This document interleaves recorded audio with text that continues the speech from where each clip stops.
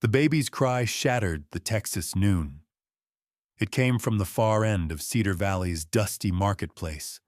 Sharp, desperate, the kind of sound that could tear a heart in half.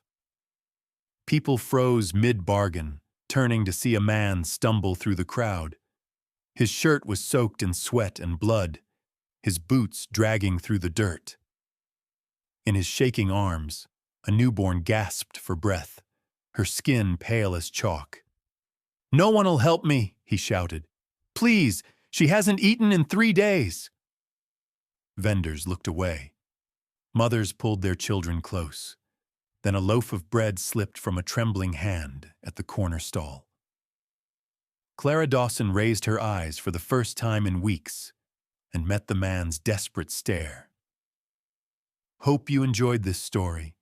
Leave a like and share your thoughts in the comments. We'd love to hear where you're watching from. Now let's continue with the story. The marketplace smelled of dust, sweat, and sour bread. Under the harsh Texas sun, Cedar Valley's weekly market was a theater of whispers and judgment. Every Saturday, Clara Dawson stood behind her wooden table, arranging loaves of bread she no longer cared to sell. Her hands moved automatically, knead, wrap, stack, but her eyes stayed low. She had learned that eye contact only invited cruelty. For 6 weeks she'd done this. Since her husband's accident, since her stillborn baby had been buried in a pine box behind the church that refused to ring its bell for her, the townsfolk called her the Fat Widow. They bought her bread, but never thanked her. Today felt no different, until the cry tore through the air. The man, Luke Carter, broke into the square like a storm through a fence. He was broad-shouldered, unshaven, his eyes wild with panic. "Somebody help me!" he shouted. "Please, she won't feed, she's dying." He held up the tiny bundle in his arms, a child too small, too silent. The crowd parted, not from kindness but fear. Old Martha Leland, the herb seller, whispered, "That's Luke Carter. His wife died birthing that child. The preacher says it's God's punishment." Clara's stomach twisted. Punishment, the same word they'd used for her. Luke looked around, trembling. "She won't drink anything. I've tried every wet nurse in 3 counties. No one will take her." Near the vegetable stand, 2 women murmured loud enough for all to hear. "He's dangerous," one said. "Punched the preacher clean across the saloon last spring."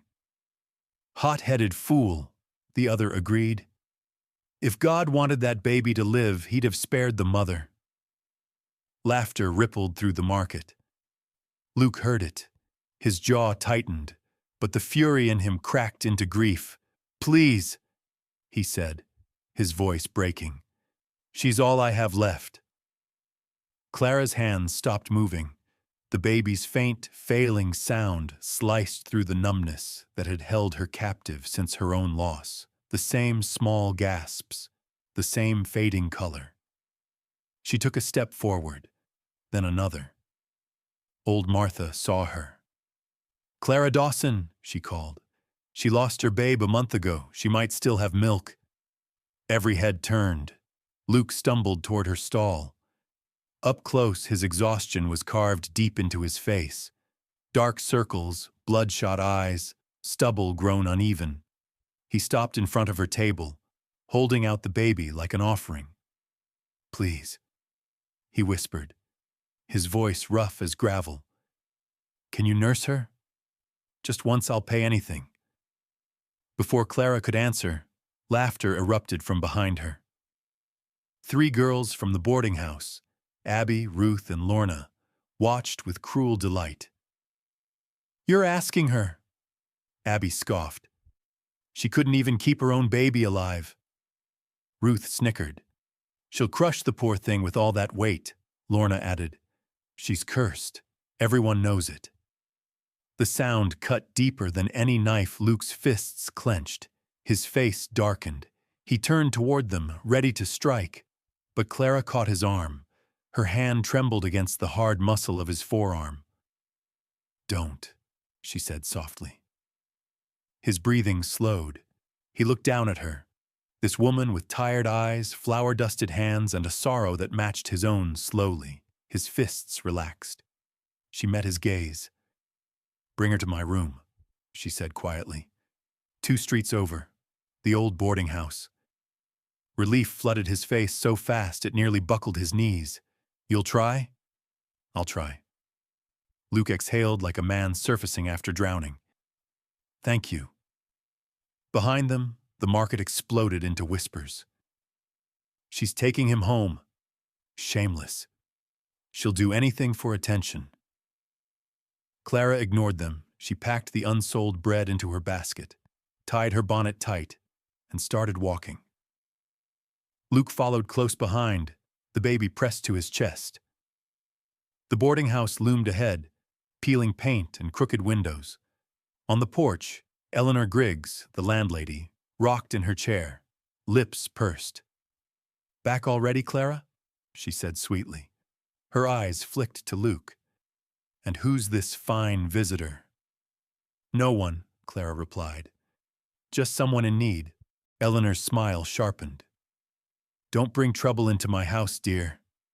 You still owe 3 months' rent." Clara brushed past her without a word. Upstairs, the narrow hallway creaked beneath their steps. Whispers leaked from behind half-closed doors. By the time they reached her attic room, the sound of gossip trailed them like smoke. Clara's room was small, a single bed, a cracked mirror, a wooden chair. The air smelled faintly of bread and lavender soap. Luke hesitated in the doorway, unsure where to stand. "Sit," she said, motioning to the chair. He knelt instead. The baby's tiny chest barely moved. Clara unbuttoned her dress with trembling fingers and took the child gently. The baby's lips brushed against her skin, weakly, without strength. "Come on, little one," Clara whispered. "Try." At first, nothing happened. Luke's breath hitched, then, faintly, a small rhythm. The baby latched and began to drink. Luke made a sound, a raw, broken sob. "She's drinking. She's really drinking." Clara felt her own tears fall. For weeks, her body had made milk for a child who would never taste it. Now that same milk gave life. She rocked slowly, letting the child feed until her color shifted from gray to pink. When Hope finally fell asleep, Luke touched her tiny hand, as if afraid she might vanish. "You saved her," he murmured. Clara shook her head. "She saved herself. I just helped her find the way." He looked at her for a long moment. "May I bring her back again? She'll need more." Clara hesitated. She thought of Eleanor's glares, the whispers waiting downstairs, but the baby's soft breathing answered for her. "Yes," she said.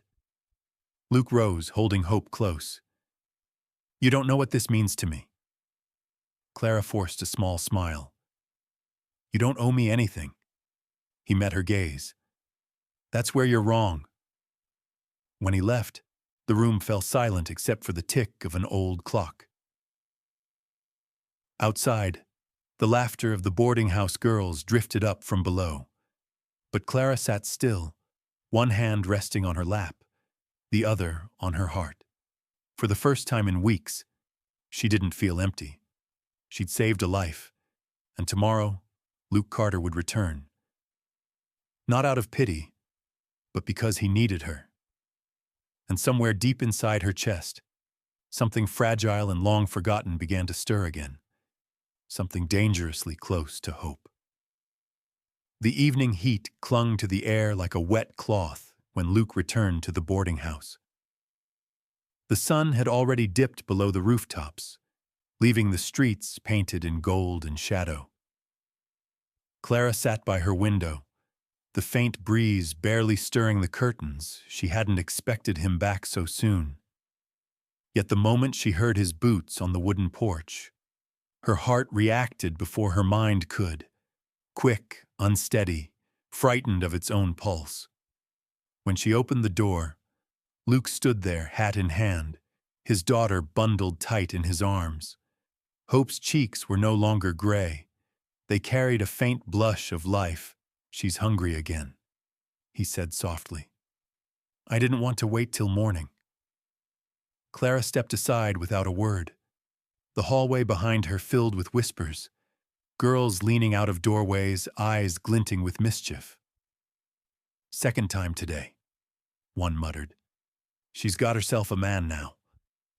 The words burned, but Clara kept walking, leading Luke upstairs, the sound of his boots heavy and sure behind her. Inside her small room, Luke's presence filled every corner. He laid the baby in Clara's arms as if entrusting her with something sacred. Hope whimpered, weak but alive, and Clara unbuttoned her dress, guiding the infant gently. This time, the baby latched faster, stronger. The rhythm of her breathing grew steadier. Luke knelt beside them, his eyes soft, reverent. "Thank you," he said, voice low. "You've done more than anyone in this town ever would." Clara didn't look at him. "You don't have to thank me. She's just a baby." He nodded slowly. "Maybe, but I owe you my whole world." Silence fell, broken only by the sound of Hope nursing. The room seemed to breathe with them. Outside, laughter drifted from the kitchen below, cruel and thin. Luke's shoulders tensed. "They're talking about you," he said. "They always have," Clara replied quietly. "You learn to stop hearing it after a while." He looked at her then, really looked, the way the lamplight caught in her brown eyes, the curve of exhaustion and strength etched into her face. "You shouldn't have to live like this," he murmured. Clara shifted, uneasy. "I have nowhere else to go." Luke hesitated, then spoke, careful and deliberate. "Come with me to my ranch, just for a few weeks until Hope's stronger. I'll pay you proper wages, give you your own room." Her hands froze. "Your ranch?" "It's a few miles out of town. Too far to ride here twice a day. The place is falling apart since—" his voice cracked. "Since Sarah died. I can't do it alone anymore." Clara looked down at Hope, whose tiny fingers clutched her dress. "People will talk." "They already do," Luke said, his tone turning firm. "Let them. I don't care what they think. I care that my daughter lives." Clara's throat tightened. She wanted to believe him, wanted to think he was different from the others. But she'd lived too long under the weight of judgment to trust easily. "Mrs. Griggs will never allow it," she said finally. Luke's jaw set. "Then I'll deal with her." The knock on the door came as if summoned by name. Eleanor Griggs stood there, her smile thin and poisonous. "Clara," she said sweetly, "it seems you've got visitors again. Some of the ladies are concerned about your reputation." Her eyes slid toward Luke. "And yours, Mr. Carter. A widow and a rancher alone in an attic room. Improper. Wouldn't you agree?" Luke straightened to his full height, his shadow filling the doorway. "Mrs. Griggs, I'm taking Miss Dawson to my ranch tomorrow. She'll care for my child. I'll pay her what she's owed and then some." Eleanor's smile faltered. "She owes 3 months' rent, $50. Unless you plan to settle that debt now, she's not going anywhere." Without hesitation, Luke reached into his coat, pulling out his worn wallet. He counted out $60 and placed it in her hand. "That covers her debt and the cost of your gossip." Eleanor's eyes widened, her knuckles whitening around the money. "You can't just—" But Luke had already turned back to Clara. "Pack what you need. We leave at dawn." Eleanor's voice trailed after them as they closed the door. "You'll regret this, both of you." When the footsteps faded, Clara sank into her chair. Her heart was a storm of fear and relief. Luke crouched beside her, his eyes searching hers. "You don't have to come if you don't want to." She looked at Hope, sleeping peacefully now. "And if I don't? Then I'll still owe you a debt I can never repay." Clara swallowed. The thought of leaving Cedar Valley both terrified and thrilled her. "I'll come," she said quietly. Luke's shoulders eased. "Thank you." That night, Clara packed her few belongings, a spare dress, her mother's hairbrush, a small Bible, and the last loaf of bread she'd baked. Downstairs, she could hear the boarding house girls gossiping in the kitchen. "She's running off with him," Abby whispered. "He'll send her back in a week. Fat girls always get sent back." Clara ignored them.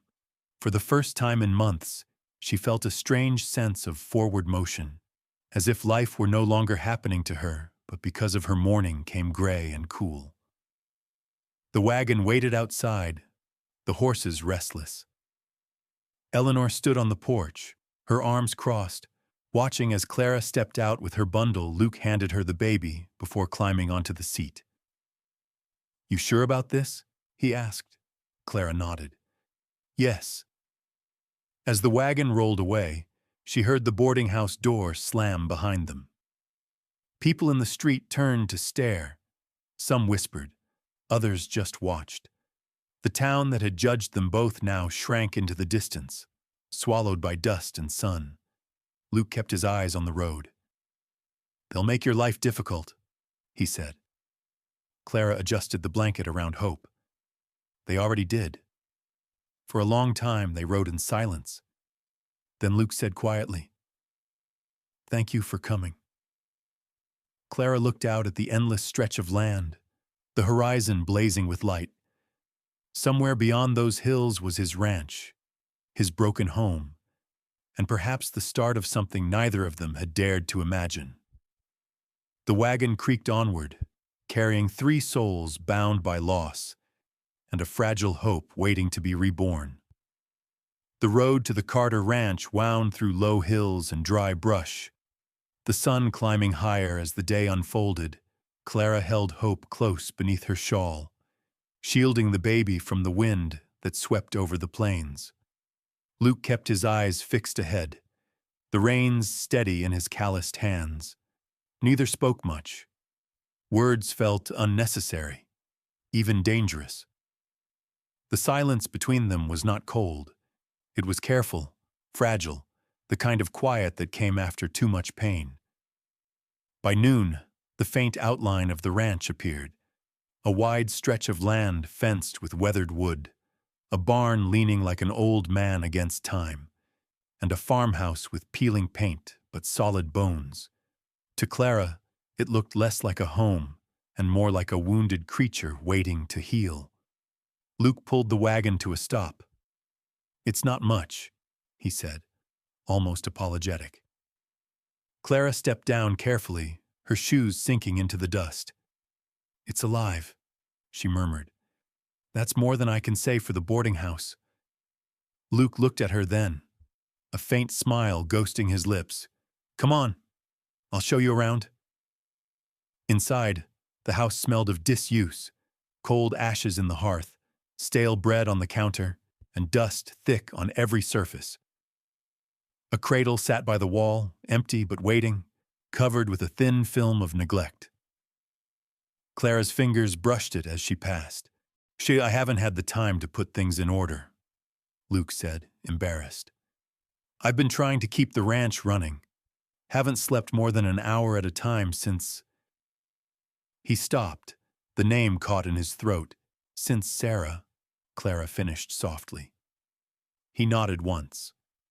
Clara turned to him. "You said there's a room for me." "Off the kitchen," he said, leading the way. The small room was plain, a bed, a window overlooking the pasture, a chest for clothes, but it was clean enough. She set her bag down and sat on the edge of the bed, Hope still nestled in her arms. The baby stirred, hungry. Luke stood in the doorway. Do you need anything? Privacy, she said gently. He flushed, nodded, and closed the door. When she brought Hope to her breast again, Clara felt the old ache inside her loosen. The baby fed greedily now, stronger with each pull. Life flowing into life. It still amazed her how such a small creature could command her entire being. Afterwards, she walked into the kitchen to find Luke at the sink, scrubbing dishes that looked older than the both of them. He turned when he heard her. You didn't have to do that, she said. Figured I'd try being useful before you took over the whole place. She smiled faintly. You don't know that I will. I saw you at the market, he said. You didn't back down, not from them, not from me. You're the kind of woman who fixes what's broken. His words startled her. No one had ever described her that way before. As afternoon faded, Clara found herself moving through the house almost without thinking. Sweeping, dusting, folding laundry, straightening curtains. Luke watched from the doorway, saying nothing, his hat twisting in his hands. When she finally sank into a chair, breathless, he poured her a cup of coffee. The aroma filled the room, sharp and comforting. Thank you, she said quietly. You don't owe me that. Maybe not, she replied, but I'd forgotten what it feels like to be treated kindly. He looked down at his hands, rough and scarred. Kindness doesn't cost much. Not here, she said, but in town, it's as rare as rain. They sat in silence again, the baby sleeping between them in her cradle. The light shifted across the room, turning the walls gold, then amber. Outside, the wind stirred the dry grass. Clara's thoughts wandered. She remembered the first months after her husband's death, the gossip, the pity, the way the landlady's eyes followed her like a hawk's. Grief had hardened her, shaped her into something that endured but no longer hoped. Yet here, in this house of dust and ghosts, she felt something stirring, a possibility she didn't dare name. When the baby cried again, Luke rose immediately. I'll get her. He lifted Hope with surprising gentleness, his large hands cradling her as though afraid to break her. Clara watched him sway slightly, whispering nonsense words that soothed the child.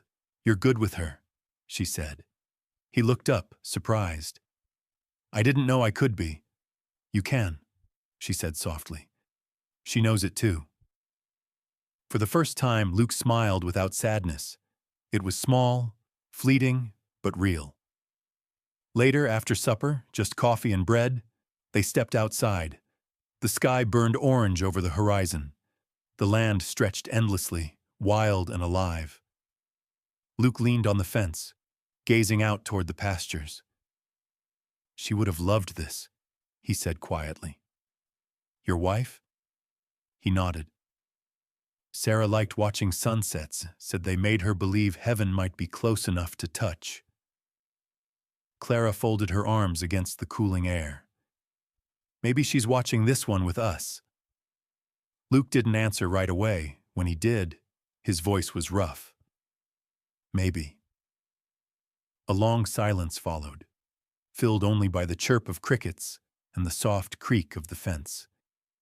When they went back inside, Hope was already asleep. Luke lingered by the door to Clara's room. If you need anything during the night, I'll manage, she said, though her voice was gentle. He hesitated, then nodded. Good night, Miss Dawson. Good night, Mr. Carter. When the door closed behind him, Clara sat on the edge of her bed, staring at the cradle. Hope's tiny breaths were steady, her color warm. For the first time since her own child's death, Clara whispered a prayer, not to be forgiven, but to be allowed this small piece of grace for as long as it lasted. Outside, the wind sighed through the trees, carrying the scent of rain. Inside, the house no longer felt quite so empty. And though neither of them knew it yet, That night marked the first quiet beginning of something that would change both their lives forever. The next morning broke clear and sharp, the Texas sky painted in pale blue and gold. Clara awoke to the faint sound of roosters and the creak of floorboards downstairs. For a brief moment, she forgot where she was. The quiet was different here. No footsteps in the hallway, no women whispering behind doors, just the hum of wind, the soft cry of hope in her cradle, and the smell of wood smoke from the hearth. She rose slowly, wrapped her shawl tighter, and went to nurse the baby. Hope latched immediately, strong and greedy. It amazed Clara how quickly the little one was growing. Her color had deepened. Her breathing was steady. Watching her feed, Clara felt a strange mix of pride and fear. Pride for giving this fragile life another chance. Fear that the world might still find a way to take it back. When Hope finished, Clara dressed and stepped into the kitchen. The table was cluttered with tools and half-broken things, mugs with missing handles, a kettle dented near the spout, a chair with one leg tied up in rope. Luke was already outside, splitting firewood near the barn, shirt sleeves rolled, muscles taut under the morning sun. She hesitated at the door, watching him for a moment. He worked with a rhythm that was both angry and controlled, every swing of the axe echoing something buried deep. He saw her and paused, wiping his forehead with his sleeve. "You're up early," he said, voice low but not unfriendly. "I've been up earlier," she replied. "Babies don't wait for the sun." A ghost of a smile crossed his face. "You sound like Sarah." The name hung in the air. Clara looked away. "I didn't mean—" "It's all right," he said quickly. "She'd have liked you." The words surprised her. "Why do you say that?" "Because you don't flinch," he said. "Most people look at me like I might explode any second." Clara folded her arms. Maybe they've forgotten what grief looks like. Luke leaned on the axe handle, studying her. "And you haven't?" "I live with it," she said simply. "It doesn't scare me anymore." For a moment, neither spoke. The wind moved between them, soft and dry. Then Clara glanced toward the house. "You've got more work here than one man can manage." "I know," he said. "The hands quit after Sarah died. Nobody wanted to work for a cursed man." "Cursed?" She frowned. "That what they call you now?" "Among other things." He threw another log onto the pile. "When Sarah went into labor, the preacher refused to come, said I'd brought God's wrath by striking him. By the time I found someone willing to help, it was too late." The sound of his voice, flat but trembling underneath, hit her like a fist. She didn't know what to say. Instead, she reached for the pile of firewood. "Then you shouldn't have to do this alone." "Clara, don't argue. I know how to split wood." He looked doubtful, but when she lifted the axe and swung, awkwardly but true, he laughed. A deep, rough sound that startled both of them. "See?" she said, breathless. "I told you I'm not helpless." Luke grinned faintly. "No, you're not." They worked side by side for the next hour, the air filled with the rhythm of chopping and the distant cluck of hens. When they finished, Luke carried the firewood inside, while Clara swept the floor, washed the dishes, and started kneading dough for bread. "You really don't have to do all this," he said, when he saw her rolling dough with firm, practiced hands. "I do," she said, without looking up. "It keeps my mind steady." He leaned against the doorframe, arms crossed. "You're not like anyone I've ever met." That's usually not a compliment. This time it is. Their eyes met briefly. Too long, too honest, and both looked away. By midday, the kitchen smelled of warm bread and coffee. Clara served 2 plates without a word. They ate in silence, though the silence had softened since morning. After lunch, she went outside to hang the laundry. The sky had turned brighter, the air heavy with the scent of sagebrush. Hope slept in her cradle near the window, the faint rise and fall of her chest visible from the porch. Luke came up behind her, quiet as a shadow. "You've made the place feel alive again," he said. She glanced over her shoulder. "It just needed care." He hesitated. "You did more than that. You brought peace back to this house." Clara's hands stilled on the sheet she was pinning. "Peace doesn't last long in towns like Cedar Valley." "Maybe not in town," he said, "but here it might." When she turned, he was closer than she expected. His expression was unreadable, somewhere between gratitude and something deeper. Before she could speak, Hope's soft cry floated from inside. Clara moved toward the door, grateful for the interruption. That evening, after Hope was fed and asleep, Clara sat by the window, sewing a torn blanket. Luke entered quietly, carrying 2 cups of coffee. He handed her one without a word. "You don't have to keep thanking me," she said. "I'm not," he replied. "I'm just not used to quiet. That doesn't hurt." She smiled faintly. "Then maybe it's healing." He took a slow sip, nodding. "Maybe." Outside, the crickets began their nightly song, soft and endless, inside. The fire burned low, its glow catching on the wood beams above them. For a brief, fragile moment, everything felt right. The house, the silence, the heartbeat of the baby sleeping between them.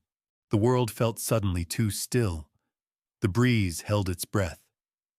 Then Hope cried from inside the house, a sharp, saving sound. Clara stepped back, pulling free gently. "I'd better go." Luke watched her walk away, the hem of her dress brushing against the dust. He stayed there a long while, listening to the soft cluck of the hens, his pulse still unsteady. Later that afternoon, 2 men rode up the hill, the ranch hands Luke had hired weeks ago and fired after Sarah's death. Their horses kicked up dust as they stopped by the barn. "Morning, boss," one of them called. "Didn't expect to see you busy with company." Luke turned from the fence, wary. "What do you want, Jeb?" "Just came to ask if you changed your mind about the work," Jeb said. His grin was thin and unfriendly. "Looks like you could use help, unless she's doing it all." His partner, Roy, snickered. "She's a big woman, bet she eats more than she works." Luke froze. The quiet that followed was dangerous. Clara, hearing voices, stepped onto the porch just as Luke took a slow step forward. "What did you say?" he asked, his tone deadly calm. Jeb's grin faltered. "Just talking, boss. No harm meant." Luke's jaw tightened. "You insult her on my land," he said. "That's harm enough. Now get off my property." Roy laughed nervously. "Aw, come on, Luke." "Now!" Luke barked. Something in his voice made both men stiffen. They exchanged glances, then mounted their horses again. "You've changed, boss," Jeb muttered, "since that fat widow showed up." Luke didn't answer. He just stared until they turned and rode off down the hill. Clara stood silent by the door. When he finally turned, she said softly, "You didn't have to do that." "Yes," he said, "I did." She looked at him for a long time, unsure what to say. Gratitude and fear warred inside her. "They'll talk about it in town." "They already do," he said. That night, after Hope was asleep, Clara sat by the fire mending one of Luke's torn shirts. He came in from the barn, weary, his hair damp from washing. He watched her quietly for a moment. "You didn't have to fix that," he said. "I like fixing things," she replied without looking up. He poured 2 mugs of coffee and sat across from her. "You've changed this place," he said. "It feels like home again." She kept sewing. "Homes need hearts, Mr. Carter, not just roofs." Luke smiled faintly. Then maybe this one's got both now. For a while they just sat there, the flicker of firelight between them, the soft sound of Hope's breathing from the next room. The peace was fragile, but it was real. Outside, the wind carried the faint echo of horses' hooves, retreating toward town, Jeb and Roy disappearing into the distance, their anger not gone, only waiting. And though neither Luke nor Clara could know it yet, that anger would soon find its way back to the ranch, bringing with it the storm that would test everything they had begun to build. The day after the confrontation with Jeb and Roy was eerily quiet. Even the wind seemed to hesitate as it moved across the dry fields, carrying only the faint rustle of hay and the distant cry of crows. Clara woke to the soft sounds of Hope babbling in her cradle, sunlight filtering through thin curtains and painting the wooden floor in stripes of gold. For the first time in months, she felt almost peaceful. She had earned this calm, the slow rhythm of mornings, the scent of baking bread, Luke's low voice outside as he worked the fences, but peace, she knew, was fragile. And somewhere deep down, she sensed it would not last long. When she stepped outside, Luke was by the barn, mending a broken gate. He looked up and smiled when he saw her. "Morning, Miss Dawson." "Morning, Mr. Carter," she replied, adjusting Hope's blanket. "You've been working since dawn." "Couldn't sleep much," he said. "Kept thinking about those fools from yesterday. Shouldn't have let them rattle me." "You didn't," Clara said gently. "You defended what was right. That's what men like them can't stand. Someone with a spine." He chuckled softly. "You've got one yourself, you know." Clara smiled faintly. "I've been told it makes me difficult." "Then difficult suits you," he said, his tone lighter now. Before she could answer, a wagon approached from the far ridge, a single horse pulling it, moving with uneven rhythm. Luke squinted toward the road. "That's Reverend Pierce," he said darkly. "What the hell's he doing out here?" The preacher arrived moments later, his long coat trailing dust, his narrow face pinched with disdain. "Mr. Carter," he called as he dismounted. "I heard troubling reports from town. They say you've taken in a woman of questionable repute." Clara stiffened. Clutching Hope closer, Luke stepped forward, jaw tight. "You should leave," he said flatly. Pierce ignored him, turning his sharp gaze on Clara. "Mrs. Dawson, I presume the whole town talks of your shame. Living here under a man's roof without a ring, tending his child. What will people think?" Clara met his eyes, steady and calm. "They'll think what they already do. I stopped caring long ago." The preacher's lips thinned. Sin thrives when pride replaces repentance. Luke's voice dropped low and dangerous. "You've got 5 seconds to get off my land before pride turns into violence." Pierce's expression hardened, but he stepped back. "You can't hide from God's judgment, Carter, or the town's." He mounted his wagon. "Cedar Valley will not tolerate scandal. You'll see." The wheels creaked as he rode away, leaving a trail of dust and unease behind him.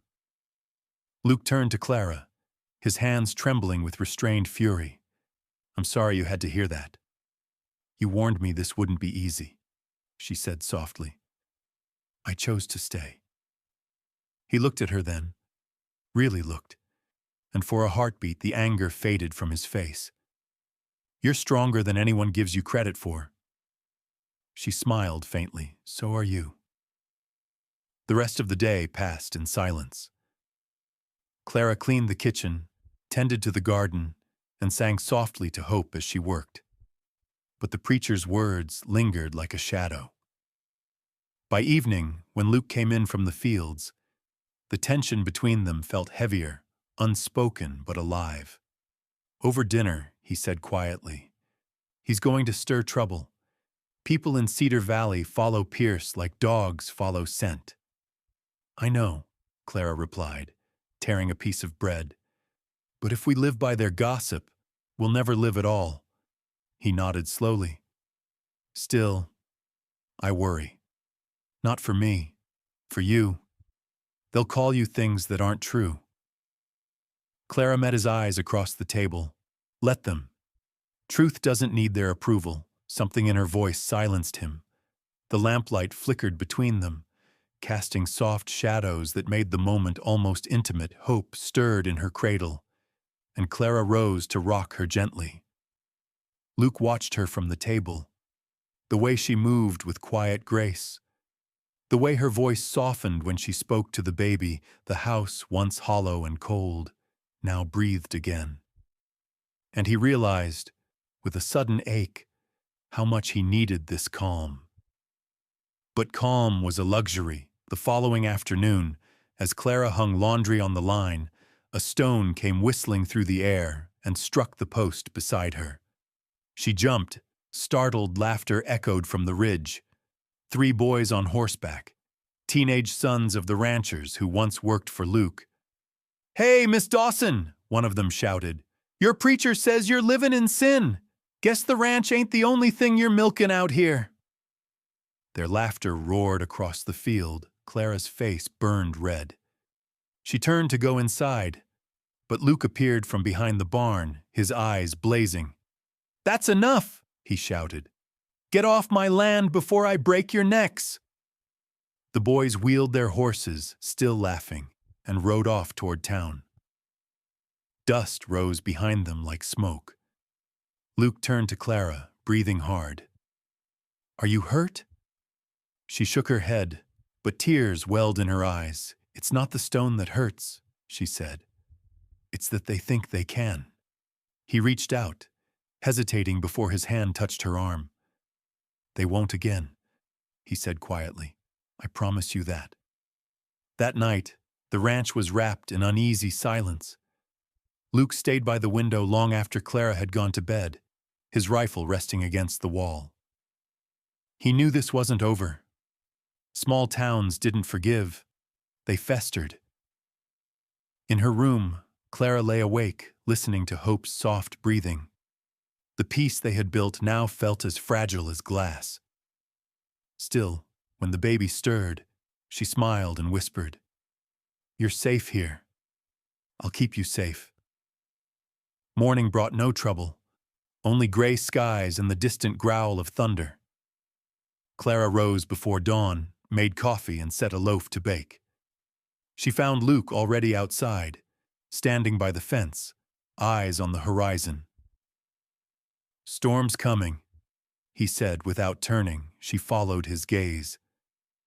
The clouds in the distance were dark and rolling, thick as smoke. "Maybe it'll wash some of the dirt away," she said. He looked at her, one corner of his mouth lifting. "Or bring more of it down." They stood there together, side by side, the wind rising around them, the scent of rain sharp in the air. Neither of them knew that the storm would bring more than rain. By the time it reached Cedar Valley, it would carry something darker, whispers of vengeance, of torches, of men who believed that morality was worth blood. And before the week was out, the fire that once burned in gossip would blaze for real. The first drops of rain fell heavy and cold against the window pane. The air was thick with the metallic scent of an oncoming storm, and the sky had turned the color of slate. Clara stood by the stove, stirring a pot of stew, while Hope slept in her cradle near the fire. Each rumble of thunder felt closer than the last, rolling through the floorboards like distant drums. Luke came in from the barn, soaked to the bone, his hair plastered to his forehead. "The horses are restless," he said, pulling off his wet coat. "Something spooked them."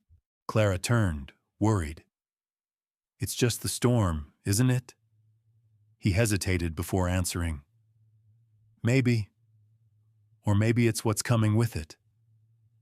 The way he said it made her blood run cold. He crossed the room and knelt by the fire, rubbing his hands together for warmth. I heard something from the ridge, he said quietly. Voices more than a few. Who would be out in weather like this? She asked.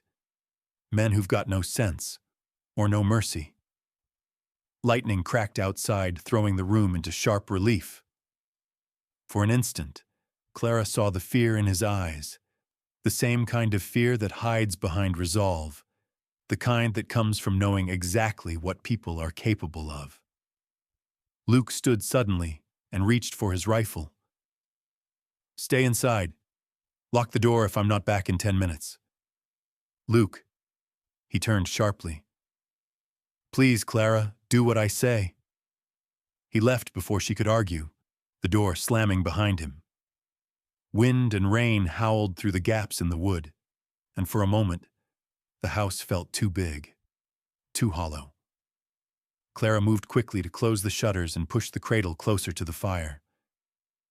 Hope stirred, her small lips trembling in her sleep. Clara bent down, her voice barely a whisper. It's all right, sweetheart. Mama's here. She caught herself. The word mama slipped out without thought. For a moment, guilt flickered in her chest. But then she realized it wasn't guilt at all. It was love. Outside, the wind screamed and a shadow moved past the window. Clara froze. Footsteps crunched over the wet ground. Then came voices, low, cruel, half drowned by the rain. Luke Carter, someone shouted. Come out, you sinner. You and that woman. We won't have filth like you tainting this land. Clara's heart stopped.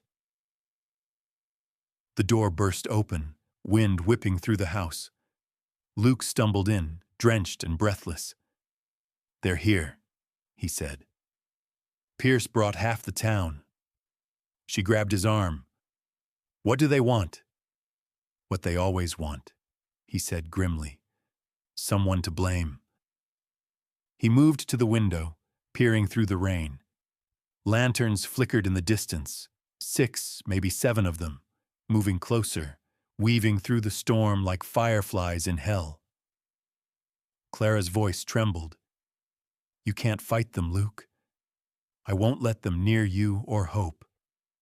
Please listen to me, she said, stepping closer. If you stand against them, they'll shoot you down. That's what they want. He looked at her, eyes fierce. Then let them try. Before she could answer, the sound of horses filled the yard. The first shout came from Jeb, the ranch hand he'd driven off days ago. We know she's in there, Luke. That whore from town. Bring her out and we'll leave you be. Clara felt the words like a slap. Luke's fists tightened around his rifle. You take one more step toward my door, he shouted back, and I'll put you in the ground. Thunder exploded overhead. The men outside shouted back, their words half lost in the storm. Then came the unmistakable click of a rifle being cocked. Clara rushed to the window. Luke, please, there's too many of them. He turned to her, voice shaking with something more than anger. I won't lose another family, Clara, not again. She stared at him, realization dawning. He wasn't fighting for pride. He was fighting for them, for her, and for the child that wasn't even his. A shot rang out, shattering the silence. The window behind Luke splintered. Glass exploded across the floor. Clara screamed. Luke ducked and fired back through the darkness. Someone outside cursed. He's armed. Damn right I am, Luke shouted. Now get off my land. The rain poured harder, blurring everything beyond the door into chaos and light. Clara crouched by the cradle, shielding Hope with her body. Please stop, she whispered, as though her words could reach the men outside. Another gunshot cracked through the storm. The bullet tore through the edge of the doorframe. Clara flinched.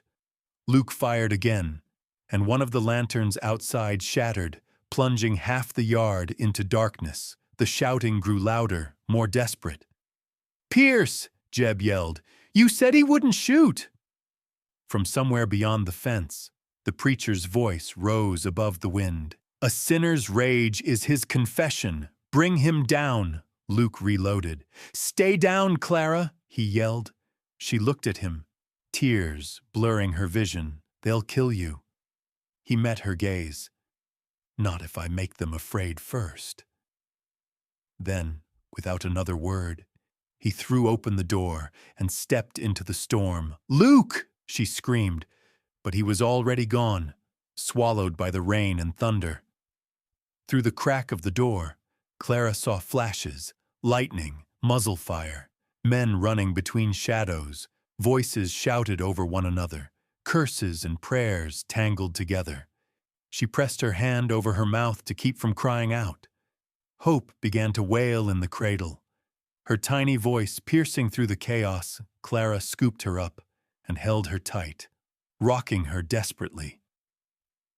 "Please, please, don't cry," she whispered, tears streaming down her face. "He needs to know you're safe." Then, in the distance, another shot. Louder, sharper, and then silence.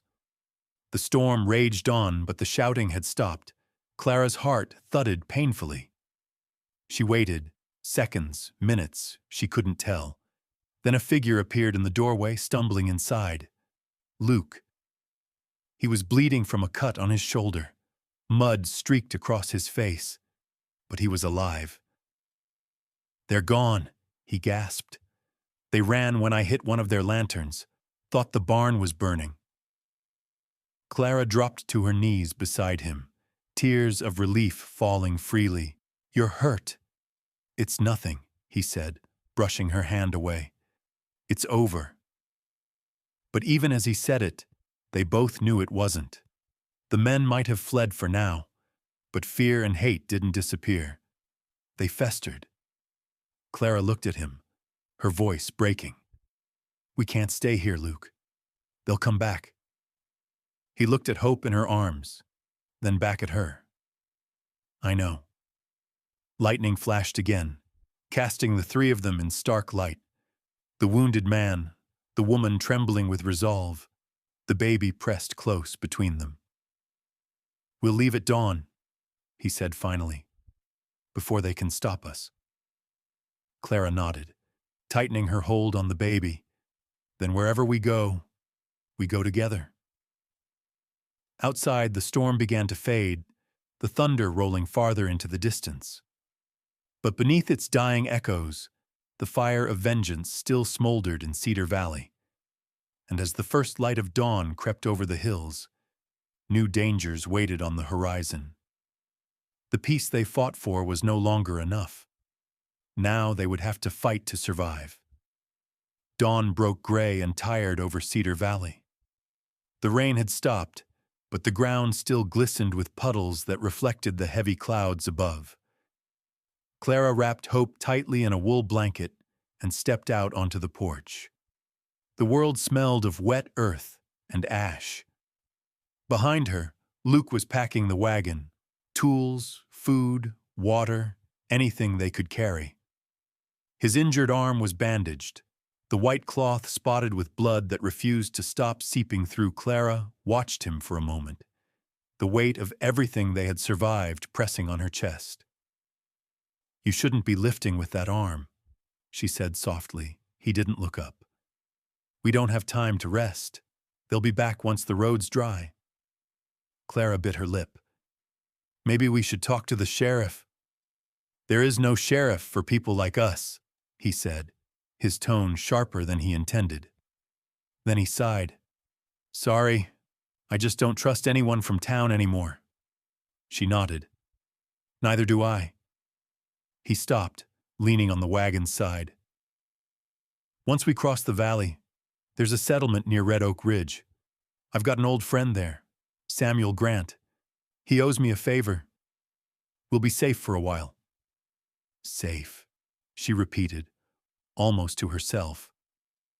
The word sounded fragile now, like something that could shatter if said too loud. They worked in silence for the next hour. Clara packed the last of the bread, some dried beans, and a small jar of honey into a basket. She glanced toward the horizon, where dark smoke still hung in the distance.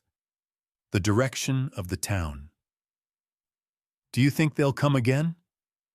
Luke tightened the strap on the wagon. "I don't think," he said. "I know."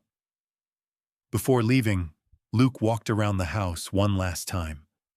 The broken window, the splintered doorframe, the muddy boot prints, they were all reminders of what hate could do. Clara stood beside him, holding Hope close. "Say goodbye," he murmured. "To what?" she asked. He looked at the house. "To everything that's kept us chained." They left just after sunrise. The wagon creaked over the wet ground, wheels slicing through puddles. Behind them, the ranch grew smaller and smaller until it disappeared over the hill. For a few miles, neither spoke. Hope slept soundly in Clara's arms, her tiny fingers curled into the blanket. The road was rough, winding through stretches of tall grass that brushed against the sides of the wagon. The storm had left the air cool, heavy with mist. Finally, Clara broke the silence. "You think this friend of yours will help?" "He will," Luke said. "Samuel and I worked together years ago. He's got land out by the ridge, good land, away from the townsfolk. And if he doesn't, then we keep moving." Clara looked down at Hope. "How far can we keep moving with a child?" Luke's hands tightened on the reins. "As far as we have to." Hours passed. The sun climbed higher. Turning the clouds pale and thin, they stopped by a creek to rest the horses. Clara stepped down, her legs stiff. She sat on a fallen log, letting Hope drink from a bottle she'd filled earlier. Luke crouched beside the water, washing his face. When he looked up, his eyes softened. "You're good with her." Clara smiled faintly. "She makes it easy." "Still," he said, "you've done more for her than anyone else could have." Clara looked away, embarrassed. "You've said that before. And I'll keep saying it," he replied. The moment lingered between them. Quiet, warm, uncertain. Then Luke's expression shifted. He stood abruptly, his body tense. "What is it?" Clara asked. He didn't answer at first. Then she heard it too, the distant rumble of hooves. Luke's jaw tightened. "They found us." He ran to the wagon and grabbed his rifle. "Get down behind the rocks," he ordered. "Don't move until I tell you." Clara's pulse quickened. She clutched Hope and ducked behind a cluster of boulders by the creek. The horses snorted nervously, stamping the ground. A minute later, 5 riders appeared over the hill. Their coats dark against the pale sky. Jeb was among them.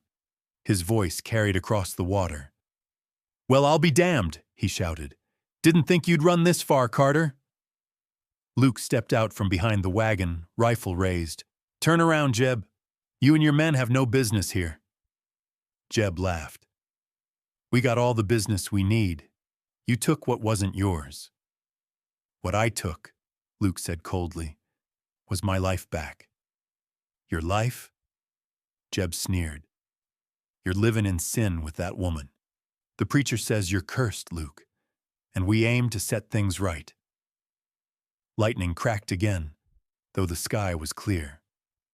The sound of thunder wasn't thunder. It was the pounding of Clara's heart. Luke cocked the rifle. "You'll leave now." Roy, another of the riders, spat on the ground. "You think that gun'll stop all of us?" "I think the first man who moves won't live to see sundown," Luke replied. The air grew still. Even the birds had gone quiet. For a long, breathless moment, no one moved. Then, from the hill behind them, came another sound, A whistle, sharp and quick. A group of riders appeared from the opposite direction, galloping fast. Clara ducked lower, shielding Hope. Luke turned, ready to defend, but the leading rider raised a hand. "Hold your fire, Luke." Luke froze. "Samuel?" The man nodded, pulling up beside the wagon. He was tall, with silver hair and eyes that carried the weight of years. Behind him rode 3 ranch hands. All armed, Samuel turned to Jeb and his men. "You boys lost?" Jeb's sneer faltered. "This ain't your fight, old man." Samuel's voice was calm but hard. "It is when you bring torches and guns into my land. Now you turn around before I decide you ain't worth the trouble of burying." The silence that followed was thick and dangerous. Finally, Jeb spat again, glaring at Luke. "This ain't over, Carter. You can't hide behind someone forever." Luke stepped forward. "Then come back when you're ready to die." Jeb's horse shifted nervously beneath him. After a long pause, he yanked the reins and turned away. The others followed, retreating down the hill until the sound of their hooves faded into the wind. Clara exhaled shakily, clutching Hope tighter. Samuel dismounted and walked toward her, his expression softening when he saw the baby. "You must be the reason he's still alive," he said kindly. Clara blinked back tears. "We both had reasons." Samuel looked at Luke. "You can stay at my ranch as long as you need, but you've made enemies, Luke. The preacher won't stop." Luke nodded grimly. "I know." Samuel glanced toward the road. "Then rest tonight. Tomorrow we'll figure out what comes next." As the sun began to sink, they followed Samuel toward his ranch, the sky burning orange behind them. The land around Red Oak Ridge was wide and quiet, untouched by the venom of Cedar Valley. But as night settled and the stars emerged, Clara couldn't shake the feeling that this peace, like everyone before it, was temporary. The storm they'd left behind hadn't ended. It had only moved farther down the road, waiting for the right moment to return.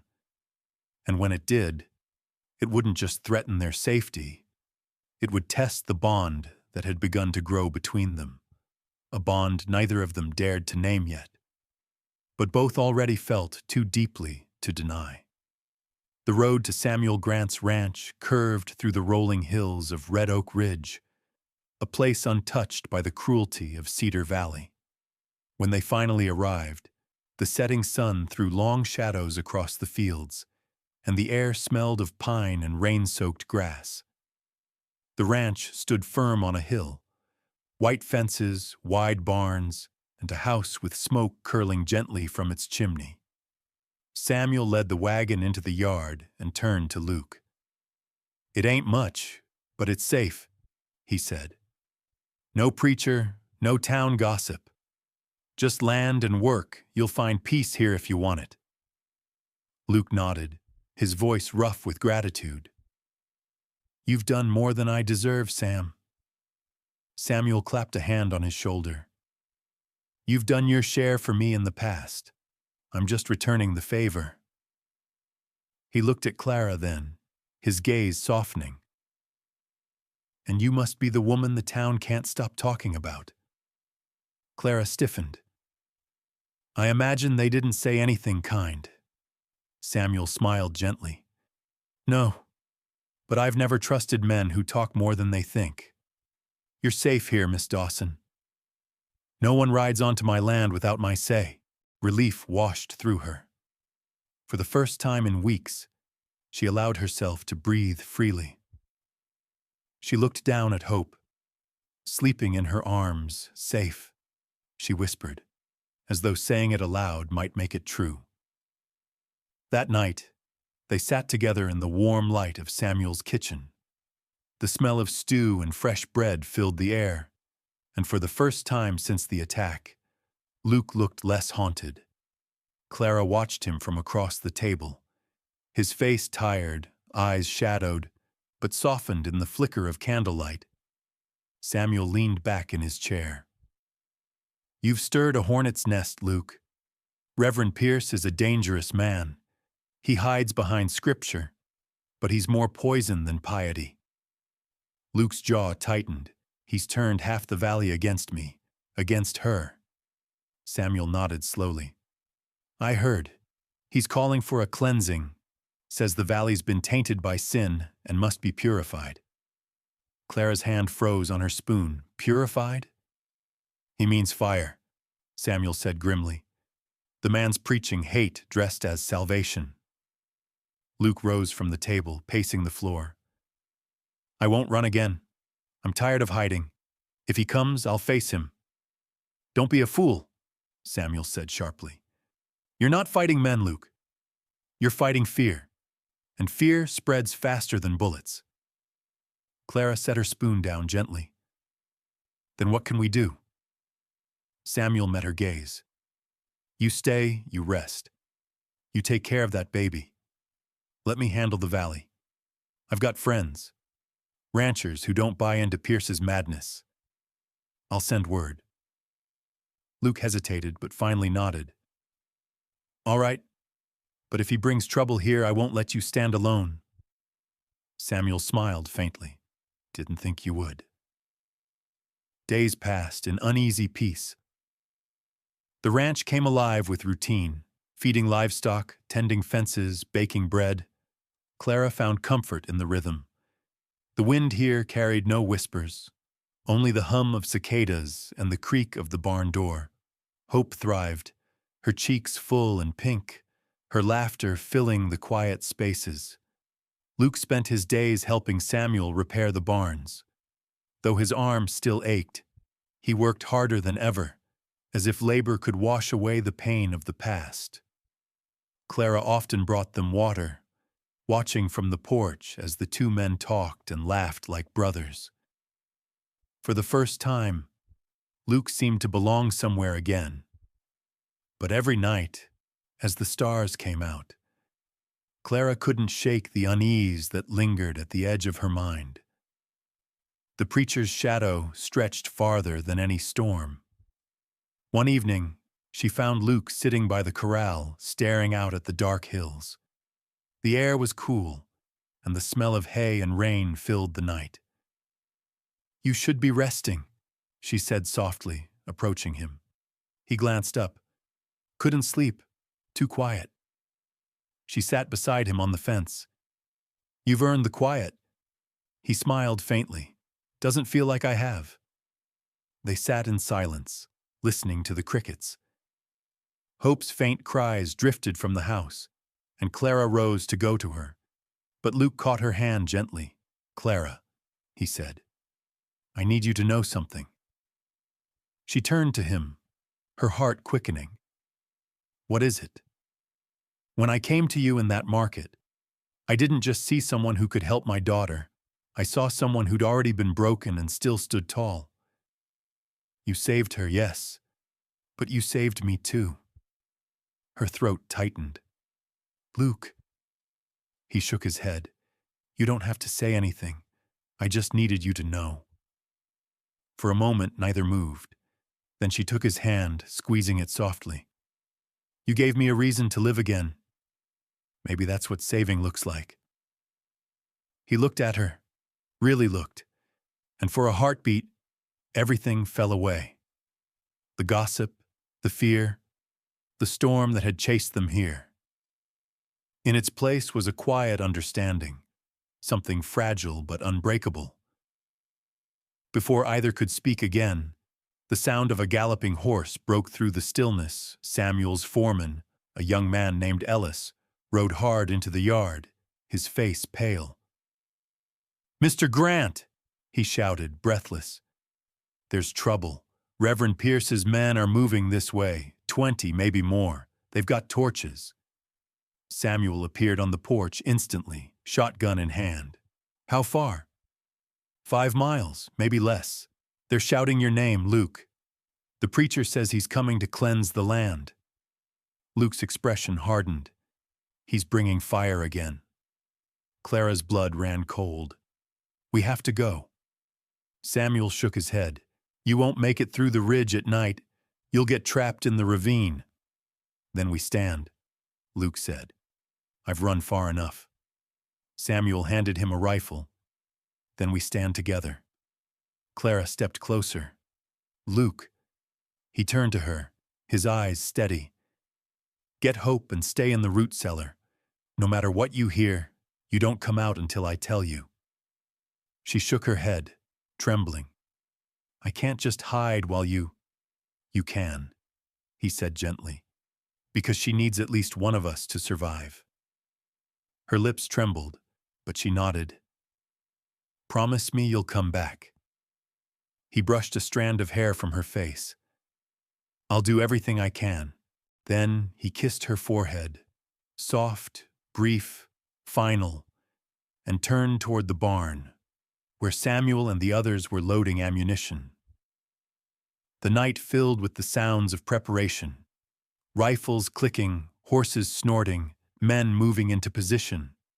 In the distance, flames flickered against the horizon like the edge of a nightmare. Clara clutched hope to her chest and descended into the cellar, the air damp and cold around her.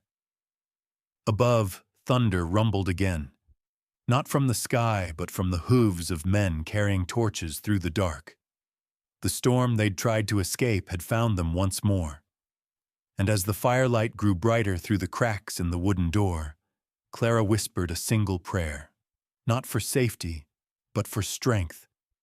Because before the night was over, everything they loved would be tested in fire. The night split open with fire. From the cellar, Clara could hear the roar of men and the crackle of burning wood. The air grew heavy, thick with smoke that crept down through the cracks in the floorboards above her. Hope whimpered softly in her arms, and Clara pressed her close, whispering, "Shh, it's all right, sweetheart. Daddy's here. He'll keep us safe." But even as she said the words, part of her was breaking. Outside, flames licked the edge of the barn, turning the night into a terrible dawn. Luke stood beside Samuel and the ranch hands, rifles in hand, faces lit by the fire's orange glow. The preacher's men, 20, maybe more, spread across the field like a tide of hatred, torches raised, eyes burning with righteous fury. Reverend Pierce rode at the front, his black coat flapping like wings. "Luke Carter," he shouted, "step aside, and we'll spare the woman and child, hand them over, and let God's justice fall clean." Luke stepped forward, voice steady but sharp. "Your justice isn't God's, it's yours, and I'll die before I hand them to you."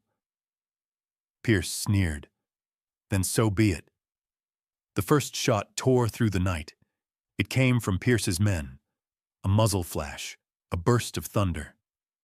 The bullet grazed the barn wall, sending splinters flying. Luke fired back, the recoil jarring his injured arm. Samuel's men followed, their rifles answering the storm. Smoke and chaos swallowed everything. Horses screamed. Men shouted. Fire leapt from the grass to the fence, spreading fast through the dry wood.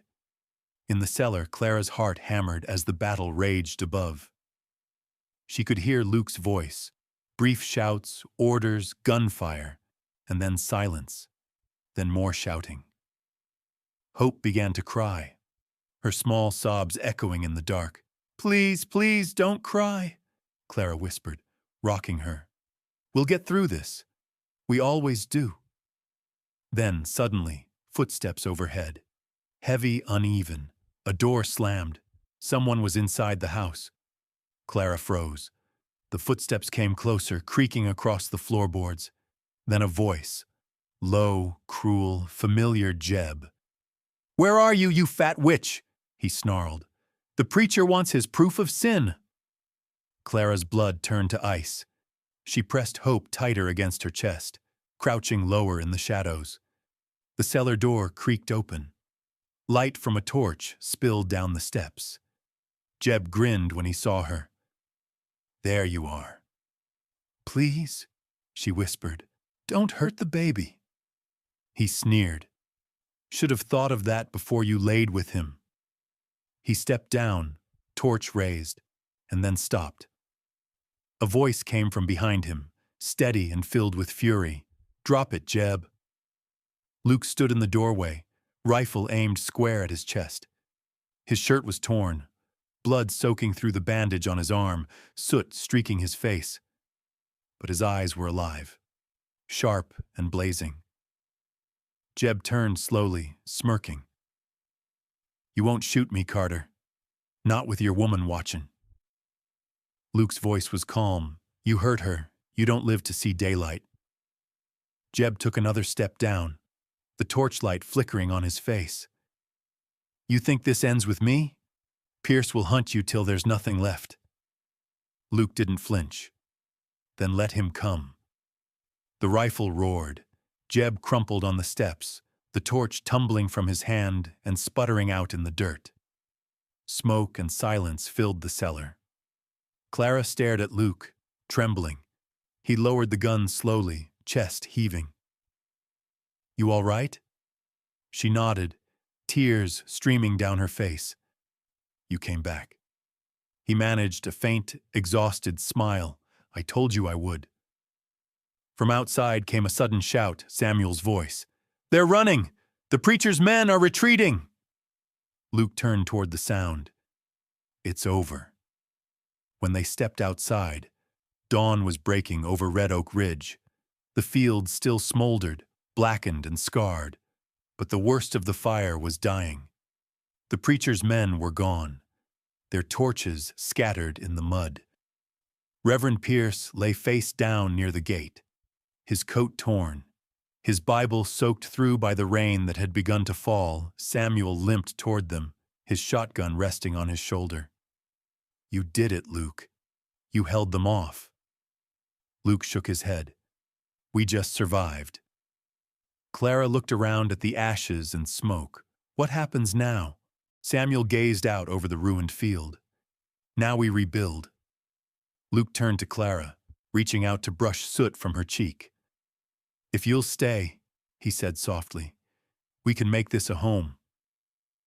Not because of the walls or the land, but because of us. Clara met his eyes, the exhaustion and the fear melting away. I stayed the moment you asked me for help. He smiled then, a real one this time, the kind that reached his eyes. He looked down at Hope, who had fallen asleep in Clara's arms. Her tiny hand curled around a lock of Clara's hair. She's got her mother's strength, he said quietly. Clara looked up. You mean her father's? He shook his head. No, I mean yours. They stood there in the quiet morning, smoke rising behind them. The storm finally spent. Around them, the world was still broken, but the kind of broken that could heal. Samuel placed a hand on Luke's shoulder. You'll be all right here, both of you. The valley's got enough ghosts without losing another good man. Luke nodded, his gaze fixed on Clara and the child. We're not ghosts anymore. The sun rose higher, warming the earth. The smell of rain and ash gave way to the clean scent of grass. For the first time in what felt like forever, Clara let herself believe in peace. She turned toward the house, their house now, and smiled. Come on, she said softly. Let's go home. Luke followed her inside, the door closing gently behind them as the morning light spilled across the threshold. Outside, the wind moved through the blackened fields, carrying away the last whispers of hate and fire. And for the first time, Cedar Valley was quiet. I hope you enjoyed this story. Subscribe to my channel so you don't miss touching stories. Leave a like and then comment below what you thought of the emotional stories. See you in the next video.